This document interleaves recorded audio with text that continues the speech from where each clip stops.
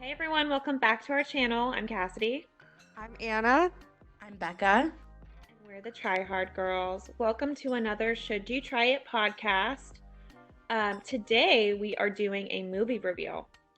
Our Should You Try It segment is brand new, and currently we have a few up on our channel, so just make sure to go check those out and let us know if you like them. You all voted on our Instagram poll between two movies. This week it was chosen by Miss Becca B. Her choices were Dirt, a film about the band Motley Crue, and Becoming, the Michelle Obama documentary. Both are on Netflix.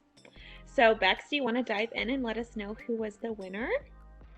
All right, guys. So the winner was, drum roll please, Becoming, the Michelle Obama documentary. Yes. Yes. And what a time, honestly. Could not be more perfect timing. Yeah. Yes, perfect timing. With everything going on in the US, it couldn't have come at a more time. And I think it's an important conversation that needs to be had, continued to be had.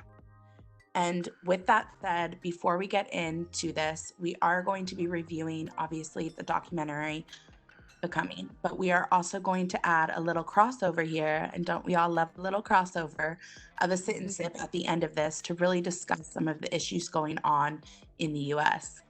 Before we get started, we also wanted to talk about the fact that as two white and one Latina, we ourselves have been in a position where we have made mistakes. We were young, naive, we were uneducated, adding to the systematic racism. We grew up in a predominantly white community and became a product of our environment. Since then, we have educated ourselves and learned the implications of our words and the power behind them. We have continued to learn and we will continue to learn. We are lifelong learners. We are listeners. We will listen. We will stand with our Black community. And even if our voice is small, it is and will continue to be loud. It's time we all take a hard look at ourselves and our past, acknowledge those pasts, and actively work to educate ourselves and the people around us to do better, be better, and above all, rise up. So, with that said, Let's get started, girls. let's get started. All right. From the beginning, I don't know about you guys, but I just wanted to be next to her the entire time.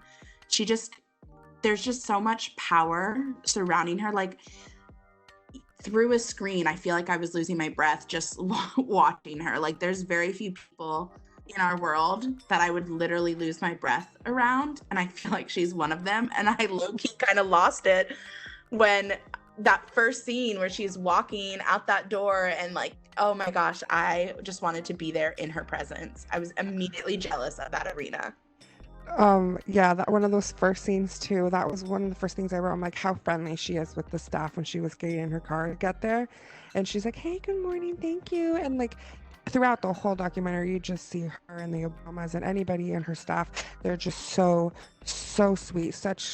I mean, of course, everybody has their bad days and shit, but like, she was just always grateful and thankful for the people around her. And she is very well aware of the power that she has. She is well aware of the privilege that she has in some sense. Yeah, that was one of the first notes I wrote. Yeah, and I just also loved how there were like snippets of truth behind like how hard it was to be so, at the forefront of the White House community. Yes, she talked about the pressure of having to do everything perfectly. And then, quote, she said, your life isn't yours anymore, end quote. Yeah, and how she was, someone was interviewing her and asking her, like, did you feel a sense of relief? Were you sad? Were you, like, happy? Like, what was your feeling on that day that you had to pass the baton over to the new president and first lady? And she said that she, bawled crying as soon as she was about to walk out or on the plane or something. Yeah, because she felt like she could finally breathe again and, was able to be herself again, no matter. And she also acknowledged that like her life would never be the same. It would never be the way it was before they, had that position. But that she's constantly like, trying to become a certain way. And so I just thought that was really like interesting to see like, yeah, they do have a lot of pressure on their back to be perfect 100% of the time because you get so slammed by the media, and not everyone is always going to be a fan of you, but like you just have to be yourself and try and be the best person that you can be. Yeah, and like the fact she even said, I don't even think it was her. Someone on her staff said, like, a lot of first ladies have never gotten the heat that she got. And it's true. It's usually, I wonder why she got some heat. yes, it's because she was the first black first lady.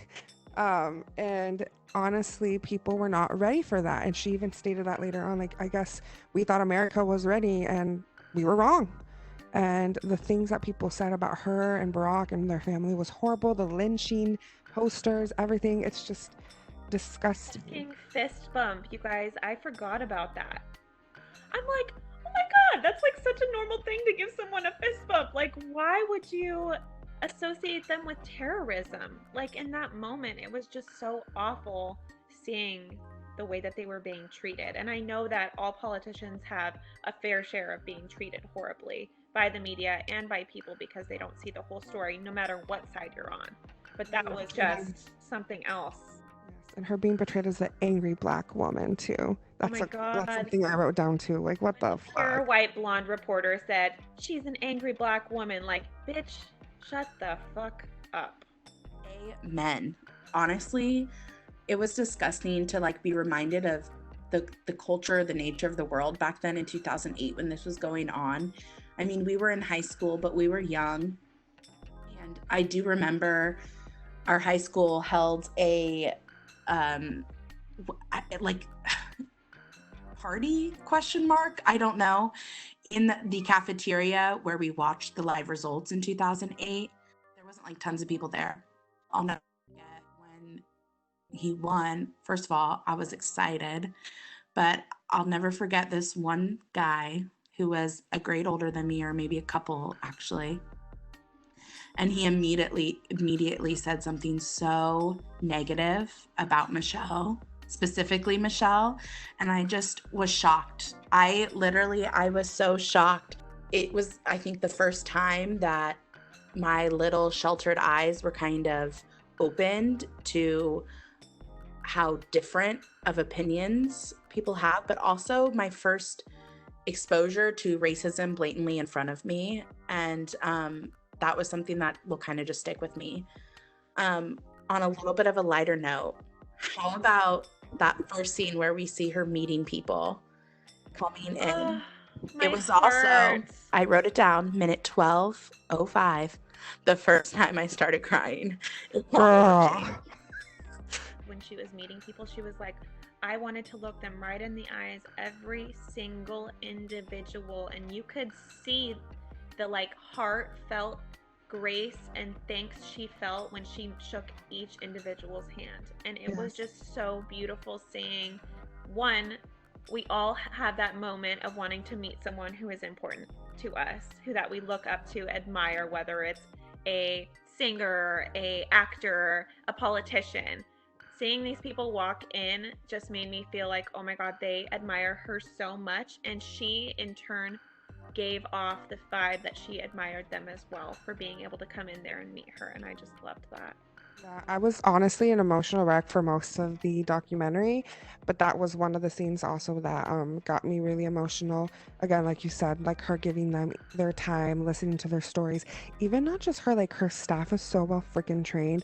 Like one of the ladies, like helping one of the crying girls. It's okay. Like, I know it's Michelle Obama, girl. And also seeing all the black little girls or black and Latin, and there's such a diverse group of people that admire the Obamas, which goes to show a lot about them and how they've always just wanted to preach love. It was just nice to see how diverse the group was that was there trying to meet her. And yeah, I loved that too, Cass. It just goes to show how important representation matters, because watching these people go through and meet her, you could just see on their face that they're not used to seeing someone like Michelle Obama in a position of power, and how important that is to see people like you in a position of power and doing it so gracefully and so So I'm on your team. I mean, she just, the entire time, you almost feel like she's, someone or like an aunt, or she wasn't this like unattainable, unapproachable person. Like Cassidy was saying, she looked them in the eyes, she talked to them, she understood where they were coming from. I mean, herself, she mentioned so little of who she is happened in those 8 years as a first lady. She has such a different backstory, and I really appreciated how she really spoke to it's important to listen to the story of a person and not just what they've done or whatever. Absolutely. I also loved I don't know if you'd call them a focus group or what they would call them, but they'd bring in like, people from a school or something, an organization or whatever, and they just discuss the different issues and, education. I loved how they showed some of the stories of the young women that she interacted with, so we could see like who they were and what they were going through. And there was also a Latina woman in there, and I thought that was really cool. I just loved how they were able to speak their mind. One thing that really hit home for me was like college education, because I don't think that some people understand how difficult it is to attain a college education, especially when you are handed and are like 10 million steps forward, not only monetary wise, but the household that you grew up in, the people supporting you. There are a lot of people who have to get full loans out to go to college. There are some people who won't be accepted into colleges because they are a diverse individual, and let's be real, that is the case sometimes. Like, let's be real, a lot of the people who sit on the boards of colleges are, I would say, probably 95% white. And probably that has white been an issue men for too. a long time. So I was grateful that they were showing that side of people's stories, that they were scared to be going to college, because even Michelle herself was told that she couldn't go to Princeton, and guess where the fuck she went? Princeton, baby. And she said Harvard. and Harvard, and she said that she was one of like such a small group of Black people, and that was the first time that she had ever had to be in that situation, and it opened her eyes to so much. And that in itself just shows that like we need to really acknowledge the diversity aspect of education. And can we talk about those class photos where she was talking about when she was in elementary school, and she was talking about when Black families move in to the cities when segregation was dismantling, and it literally brought my eyes to tears, number 2, when I was seeing those photographs from a really diverse classroom all the way to only one white person in her class photo. That shook me to my core, that people moved out because of Black people to the community to live. It shook me to my core. That's horrible. Yeah, back to kind of to that really shook me to my core too, Becca. It was just disgusting to see, and it's very sad. It's very sad. But kind of back to the guidance counselor thing, sadly, there are people like that in the school districts around us. One of my good family friends, Tanya, as you guys know, her counselor told her, "You're not getting into UW. Like, why are you kidding yourself? Like, why are you applying? Like, you're an undocumented student. You really shouldn't even be applying." Like, was not there for her at all, was not giving her the resources. I don't know if I ever told you guys that. And and now look at her. She's already graduated from UW, and now she's getting her master's. She is such a boss. I love her. Yeah, but I'm just saying, like, I grew up way different than what she did, and I am well aware of that. But hearing Michelle's story and hearing the other women in the documentary and how much they work, that girl, the Mexican American girl, talking about how she goes to school and only goes to one club, because she needs to get her ass to her job to make sure she gets money to help her family feed her kids, her brothers and sisters. I loved how unaware she was too of how impactful her story was, how she is helping her family survive and live.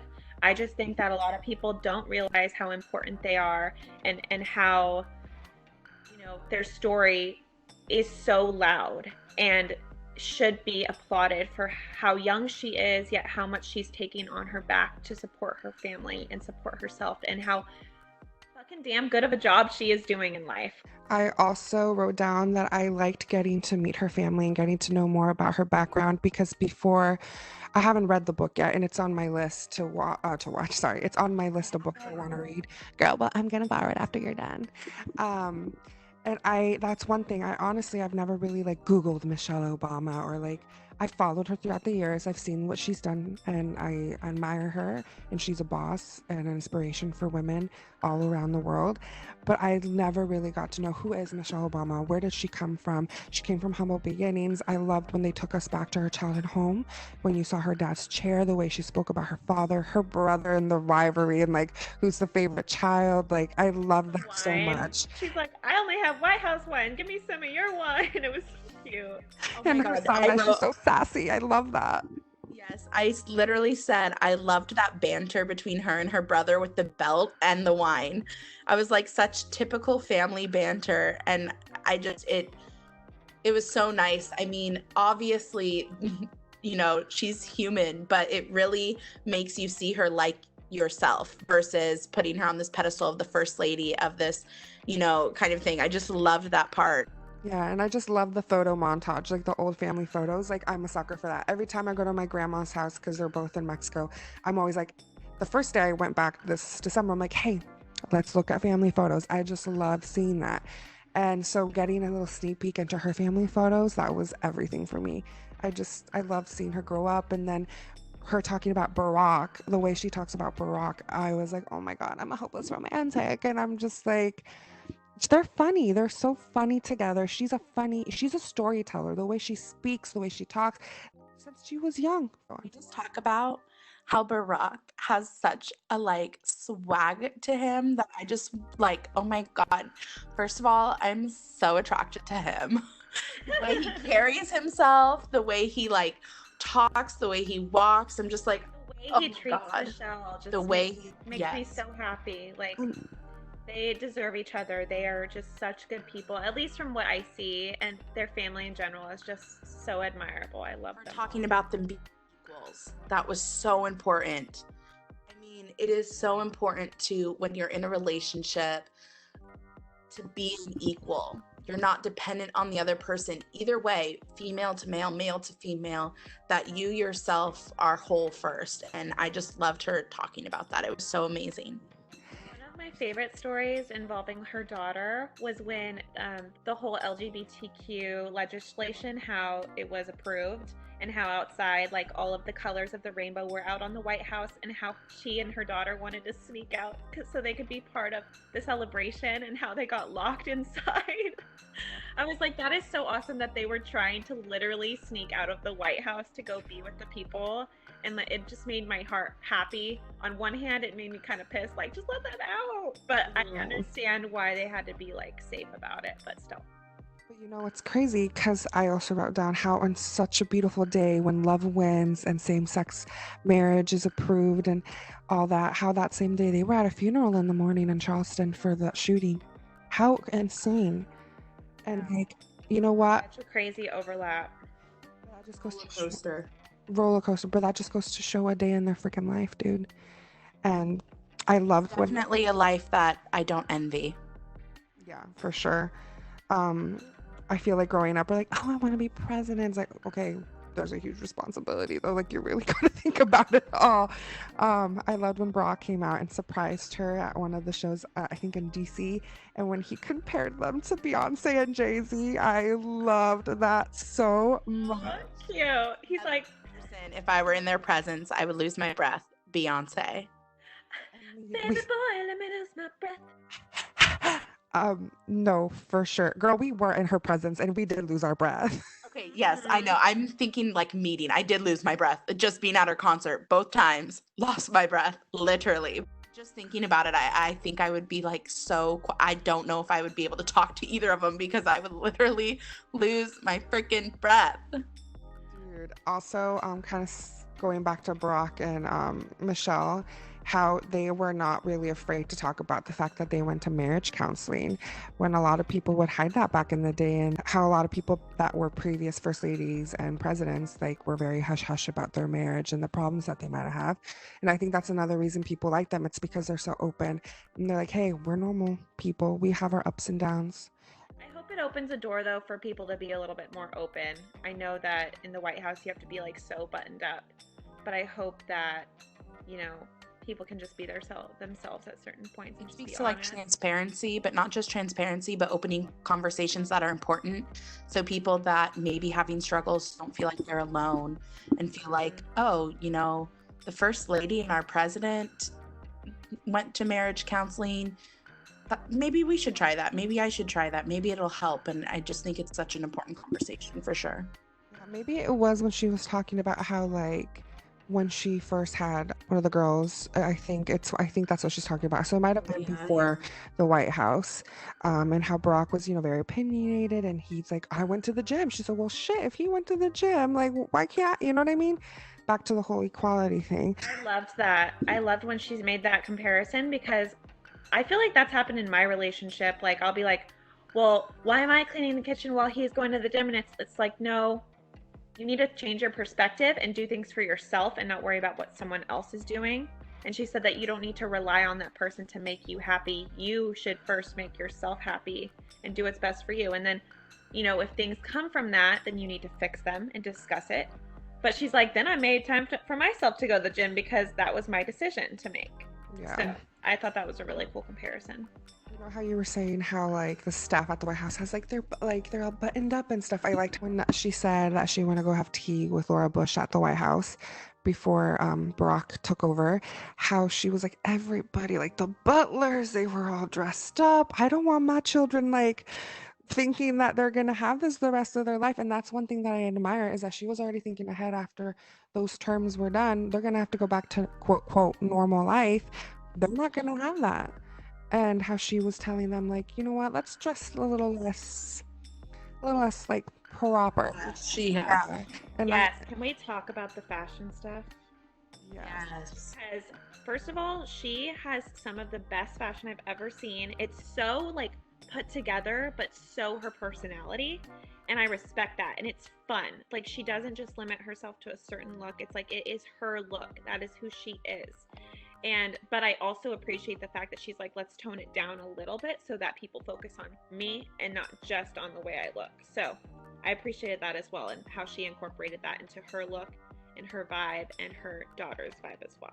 I also really liked how the her stylist was pretty much saying how she's been with her since the beginning. She's like, I kind of just found it like it was costumes, putting her on in costumes, which is kind of like, a part of me is like, well, wouldn't she just want to wear something that she likes? But at the same time, you are trying to remain as a a public figure, and you have to watch kind of the way you dress. To me, the costume comment, I took it as, because I see what you're saying, I took it as she had to put her in costumes in the sense of because people wouldn't respect the things that she wanted to wear, that she felt like she had to dress her up. That wasn't necessarily completely her. In order to appease, this world that already tears into her so much. That's how I took it, but I don't know. I agree with you. Speaking of her kids too, they looked first. Can you imagine how hard life would be as a kid? I don't know how old they were when they first entered, but they were pretty young. They were young. And at an age where not all kids are so put together, but you have to be so put together in that situation. So I kind of loved how we could see like their personalities coming out a little bit, especially with that one story about the sleepover. Oh yeah, I love that so much. Yeah, I love that story too. Pretty much it was their last day in the White House, and of course, like I could totally see myself doing that too. Like, Oh my God, me too. I'd be like Anna if you were in the White House. I'd be like, Anna, can you ask your mom if we could have one last sleepover? Totally. Oh my God, you guys already know we would be there. Oh my God, we'd be like, let's make quesadillas. Like we would be running all over the place. Just oh my God, yes. I love that. And the way Michelle was like, yeah, they weren't going to get a cook anymore. So they went up and were ordering like everything under the sun, like fried chicken and a biscuit and a waffle and all this stuff. And I was like, oh my gosh, that is so, first of all, so crazy that they get a chef to make food for them. Second, like, if I was a kid, I'd ask for the craziest stuff, like whipped cream with bananas on a pancake with bacon and like all this stuff. No, I love that. No, yeah. And then she's like, I mean, yeah. And then I had to tell him in the morning, the Trumps are coming. We gotta go. Everybody run. Seriously. No, and I also loved when Barack first got elected. I don't remember who it was that said it, like, Daddy, and like everything's closed off in the streets. Like, I don't think anybody's showing up to your party. That was so funny. That is something like, oh my God.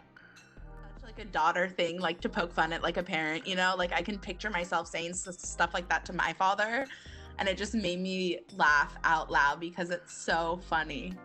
Oh, yeah. And then how, well, speaking about them driving, like, because we see a lot of like scenes where they're in a car and I'm like, and you see people in other like cars around them. I'm like, you have no idea who's driving next to you, do you? Like, how insane is that? You know? Dude, for sure. Wow. You guys, we've been talking for like 30 minutes and I feel like I've been talking for like 5 seconds. Like that's how much I love this documentary. It was just so like every single scene was so impactful and powerful. And like you guys both said, I feel like we all cried throughout the documentary because of the various things that they discussed. But one huge thing was the Black Lives Matter movement. She totally, jumped into that and did a whole scene dedicated to that movement in itself. When they brought up Trayvon and a whole bunch of the other victims, I lost it completely. And I also was just like this. With everything going on in our country right now, it was just like, this has always been an issue. And like, this just reminded me again, like we need to continue to fight. It was definitely so important. I wanted to talk about, there was a part where when she started to bring up Black Lives Matter movement and just kind of the injustice in our country when Trump took over, right? The amount of votes that he received and being so angry that people could vote for him. But she brought up a really good that it was our own people that didn't come out to vote. That's who to be upset with. And that's something that really struck me because I spent so many time like, how could anyone vote for this vile excuse, horrible excuse of a person? And I really focused on that when I should have been focusing on people like me who believe in the things like me that didn't come out to vote. And that's something that really struck me. And there was another quote. I wrote a lot of quotes that she said. There was one quote that really got to me, and she said, "Too much power to be careless." Too much power to be careless, and that is exactly what he is. And there was one more quote that she said that really struck with me, and it said, "Crossroads of who we are as a nation, if not for ourselves, but for the next generation." And it's the importance of hope for me to keep hope within myself, because that's something I lose a lot. I get really lost in the negativity. And sometimes it's hard for me to find that hope that all need to carry to continue to strive to be better. And it's something that I struggle with specifically in our climate today and what is going on. No, I actually put that down. That was my final note when I said, people are good. She said, there are good people, and it's just hope. And it's like, I needed those words more than ever yesterday, especially when I go on Instagram and see all the police brutality and everything going around. That was the perfect way to end the documentary, with that beautiful message. Definitely that, but also that very last scene, credit rolling scene, where there was those powerful, everyday, real people, that representation. I loved that it was LGBTQ plus community member, a Black member, a Mexican American member, and a woman representation. And that little Girl Scout, that little girl in her Girl Scout uniform cried again. It was so powerful, and I lost it. Yeah, honestly. And like yesterday was already a very emotional day. As many of you know, people are out rioting, protesting, looting. It's dependent on your city or your state, but for the most part, people are in pain, people are mad, people are upset, and people are finally, expressing themselves in a way that hasn't been done in a long time. Michelle Obama also, I follow her on Instagram, and she, like many people recently, have been expressing the way they're feeling on these social platforms so that, people need to be loud, right? So please go read it, what she has to say, because I feel like her words are very short but powerful. And I just want to read off one thing that she did say. She said, "It's all up to all of us, black, white, everyone, no matter how well-meaning we think we might be, to do the honest, uncomfortable work of rooting it out." And that is 100% what we need to do, is get to the root of the problem, which is a lot of things, but get to the root of a problem in our own individual self. And she said it starts with self-examination and listening to those whose lives are different from our own. We all have our own struggles, but we need to listen to the people who are not like us, who have different experiences, to understand and educate ourselves better on how we can do better. Amen. I think it's also important to talk about the rioting and the looting, because there's so much of, oh, they shouldn't be rioting, they shouldn't be looting, or, oh, it's not going to solve anything, and this is exactly why, or whatever. And I just think that's a narrative that needs to be stopped in its place, because if we look back, first of all, on all of the peaceful protests, silent protests that people of the Black community have been partaking in, has never been enough. It's always been, you can't do that. Think of Colin Kaepernick. He kneeled every game, and now he's blacklisted. He cannot get a job in the NFL because of it. That is a peaceful protest. That is just one example of a peaceful protest. Another peaceful protest is when the LA Lakers all wore shirts that said, "I can't breathe." NBA fans had a field day with that. That wasn't okay.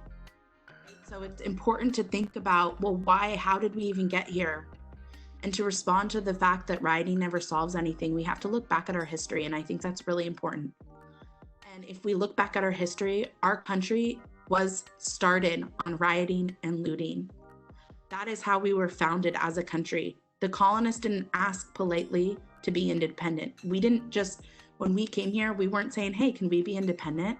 Oh, thank you so much. Have a great day." No. Hello, Boston Tea Started Party. a war. We started a war. When LGBTQ community wanted more representation, wanted to be shown that they are a part of our community, that their lives matter, that their right to love who they love matters, they threw bricks. Rioting, looting. When Black people all over this country, I think it's important that we know that they have tried multiple times and no one's listening. And what is the only way people start listening? When it's their money that hurts. Those businesses, those buildings, they're going to be fine. They don't have feelings. Okay? I think that's called insurance, honey. They're going to be fine. They have insurance. Insurance already takes all our money. You might as well put it towards something good. Yeah. like Target said. They understand. Target, one of the first big companies to be looted and destroyed and set on fire. It's bigger than them. This is bigger than them. This has Something to note too is the reason they started rioting at that Target is because people were trying to buy milk to cover their faces because of the tear gas that they were being sent out into the streets when they were protesting. And that's when they started getting mad. And who wouldn't get mad? They're trying to save their bodies, their eyes. Like, you won't sell them milk? I'm sorry, but that's not okay. No, and it's important that we do not equate property damage to human lives. There's no comparison there to me. There shouldn't be to you either. Not to you too, I meant like. Yeah. No, the amount of comments I've seen on social media of, "Oh my God, but like a car," and like, yeah, a car, we can fix that, but a life has been taken. Many lives have been taken. Worry about that, freak out about that. Small business owners too understand, like, you know what, this does suck, But once again, this is all for justice. And also, people that I see also like, oh my gosh, people, well, how are you fixing America? You're just burning it down. Girl.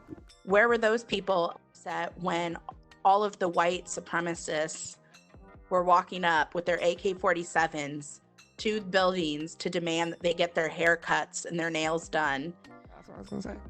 And nobody batted an eye. They're openly carrying assault rifles, which is illegal to open carry, first of all. And they were met with peace. They were met with nothing. They were met with tweets saying, "We understand fine. why you're protesting." It's like, come on. It's just insane. It was funny. One thing that I noticed when I was watching TV last night on the news was one news channel was barely showing anything in Seattle. Nothing was happening. Then I switched to another channel. Things were on fire. People were running. Police were throwing tear gas everywhere. Like, it's just crazy how the media can portray whatever they want. Exactly. And also, they are undercover cops too, helping and pretending like it is the protesters starting the looting when there's lots of videos out there of actual protesters telling them to stop. If you're out there protesting, watch out for people that might have the color of the day band that they might be wearing. Those are usually undercover cops. Not saying all cops are bad cops, but also I know we kind of got sidetracked, but also people getting annoyed because they wanted haircuts and like corona isn't real and like why aren't we going back to the real world? Well, you guys were also burning cars because your favorite team lost or because they won. They won, exactly. So like take a good look at yourself in the mirror before you speak. Also, one thing I cannot stand for is the people, back to the whole importance of voting. Do not sit here and look me in the eyes and complain about Donald Trump being our president when I know for a damn fact you did not vote. When you have the privilege of voting, that irks me to my core. Do not look me in the eyes and say, my best friend's black, so I can say the N-word. And he says it's fine. No, that's not fine. Not fine. No, it is not. Another thing I cannot stand for is for when people idolize Chris Brown and all these Usher and all, like, no one really talks about Usher anymore, but all these black artists. But your Instagram is quiet. You ain't saying anything. I can't stand for that shit. Yeah, one thing that we've been talking about is that, white people appreciate black culture because they can partake in it, but then they don't respect the black community and treat them equally. And that, sir, is not okay. And I think it's also really important. I just wanted to bring up this article that I read on So Let's Talk About It. And for everyone saying that there are better ways, yeah, keep working on those better ways. Don't let these riots stop you. This is directly from the article. Fight for criminal justice reform, fight for income equality, fight for universal health care, fight for free education, fight for higher taxes on the 1%, for all the things that would make rioting less likely.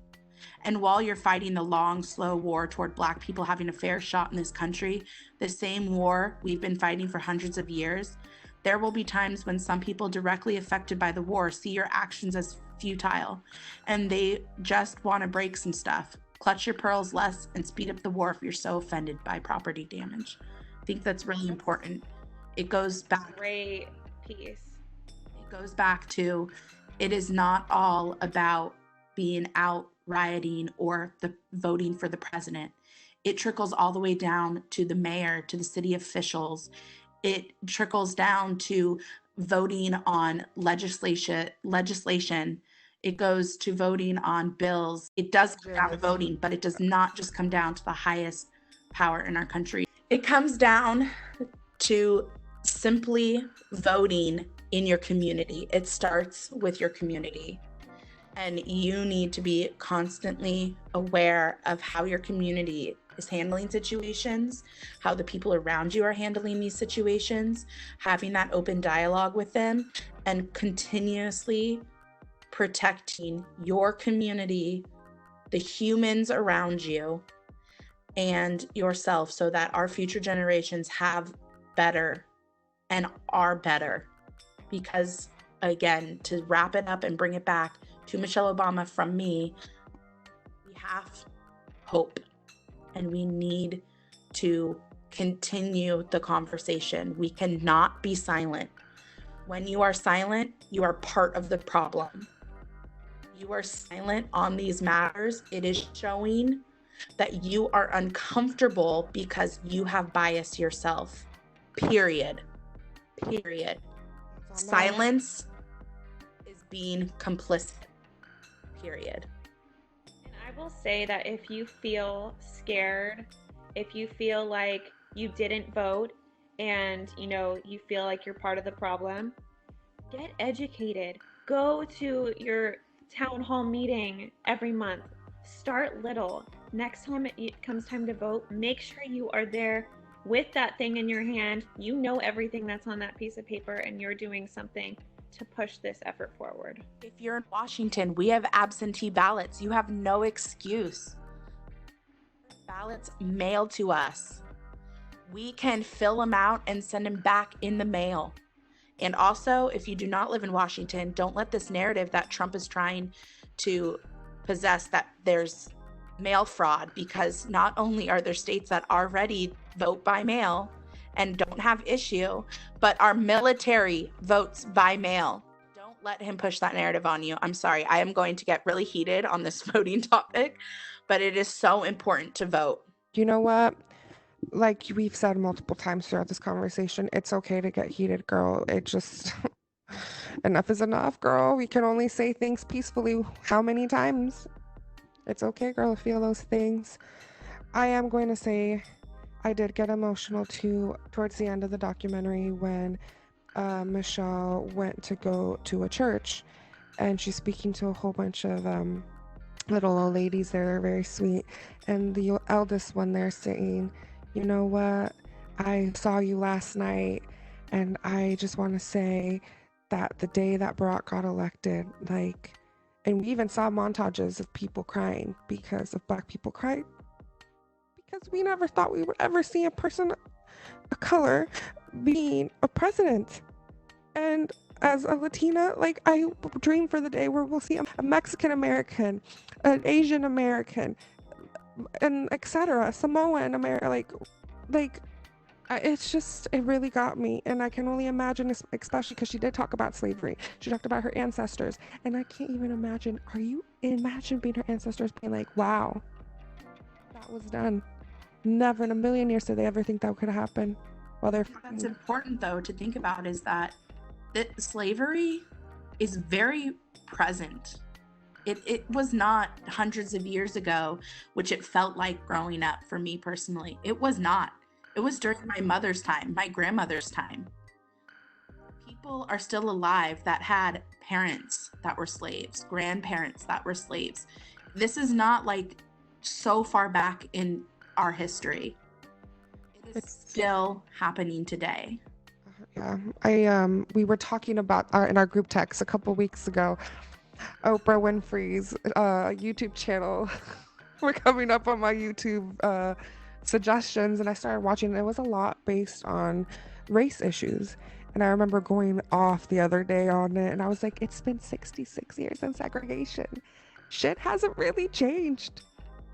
Shit has not changed. 66 years is not much. The way in which we see it has changed, and that is what we need to continue to fight for and dismantle, because the outright obvious racism is being dealt with, but the hidden racism is deep, and that is what us as white and Latina allies need to make sure that we're not silent on.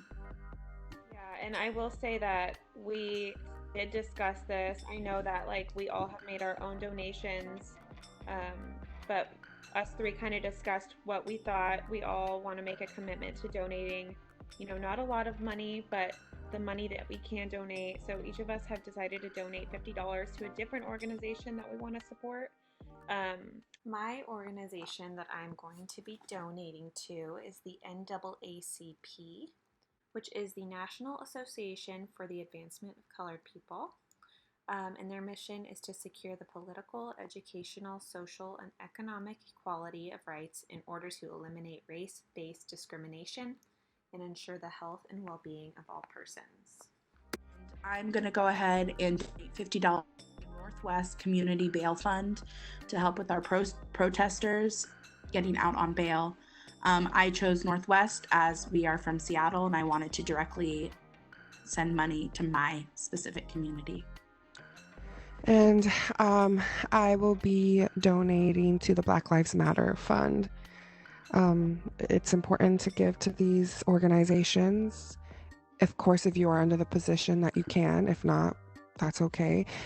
So much you can do without Exactly. donating, but if you do have the money, we will be putting down organizations on the description box where you guys can go check out which ones you would like to donate to or kind of learn more about them, as well as phone numbers you guys could call to demand for justice for George Floyd, and also just to demand change. Yes. So this was a very good topic to talk about today.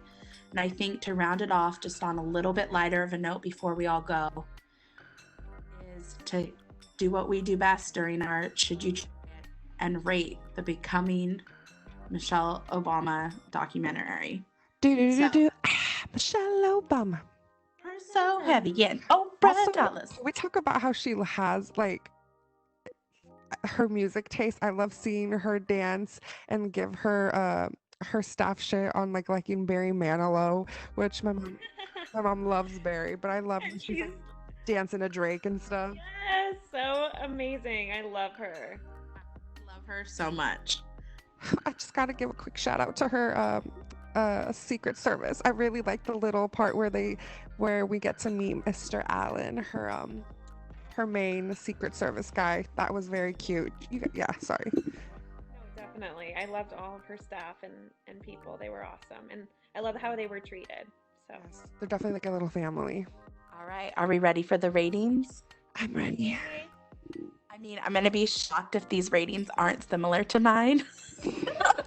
Actually, here's what I'll go first, and then Anna, and then Cass. Okay, I gave Becoming a rating of 10 out of 10 because this is really just kidding. It's an important conversation to have. I loved it. It really centered on Michelle and not just her time as a first lady. Yeah, Barack Obama was in it for a little bit. Yeah, a little bit about her kids, but it really focused just on her, and I loved that. And there was women power throughout the entire thing, and it just made me, again, feel that hope and feel empowered myself. So 10 out of 10 would recommend.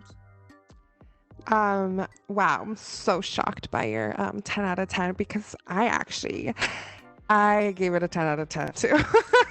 For the similar reasons, how it really it could have been done a completely different way.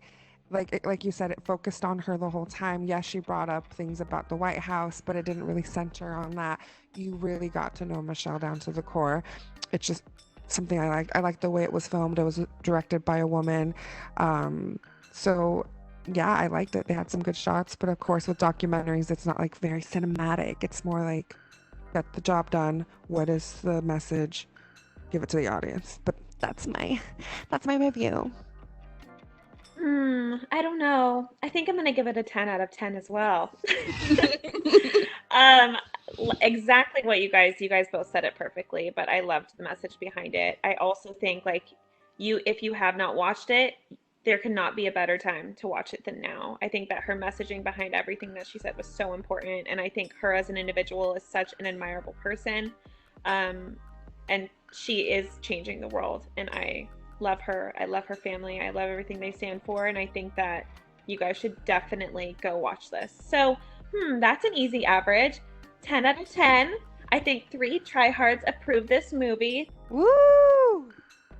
And even though us tryhards give it a 10 out of 10 all around and a 3 out of 3 yes to You Should Try It, let's go ahead. As always, what are the critics' reviews, the Rotten Tomatoes, the IMDb? Tell us, Anna. Alrighty. So IMDb, it was rated 6.6 out of 10, which I'm a little surprised by. Rotten Tomatoes gave it a 93%. That sounds more like it. Yes, and 91. That's right. Yes, and 91% of Google users enjoyed the movie. Well, that's good. So like the audience score would be a 91%, and the Rotten Tomatoes score, which Rotten Tomatoes actually like grades really difficultly. So I think 93%. That's great. I think they give it an A too. Let's just ignore the IMDb rating, okay? These are the only movie critics you should be listening to. Well, guys, thanks so much for sitting down with us and listening to us discuss this important topic and this important documentary, Becoming by Michelle Obama. I don't read often, but I think I'm actually going to read the book. I feel like I'll get a little bit more deeper dive. Get in line, girl. I'm going to buy the book, I think. I want to support it. You're right. I should probably support. Actually, I would like it for my collection here. Well, yeah, girl, let's go buy that book and read it together, and then we could discuss again how we think about it. Book club? Oh my God. I don't know if I could commit to a book club, girl. Cassidy's like, as long as all of them are about the Kardashians. The Kardashians or the Obamas. Or the Real Housewives. Or the Real Housewives, geez. Or any celebrity for that matter. All right. Thank you guys again for sitting down with us. Please let us know in the comments below what your thoughts are on these issues. Go out and vote. Go out and be a voice for those who are unheard. Make sure to follow us at our personal accounts at Cass Kardash, At Caroline19, At McFarbeck, and at the Try Hard Girls everywhere. That's Instagram, that's YouTube, that's TikTok. On the clock of the party don't stop. We're also on Twitter. And Bex, where else are we? Where all podcasts can be found. Spotify, Anchor, Stitcher, Apple. There's even more that I can't think of. Any podcast platform. Yes, so guys, go listen and share the love. Like, share it to your friends, your mother, your grandmother, your boyfriend, your sister. And leave us a review. Please, we love you. 5, honey.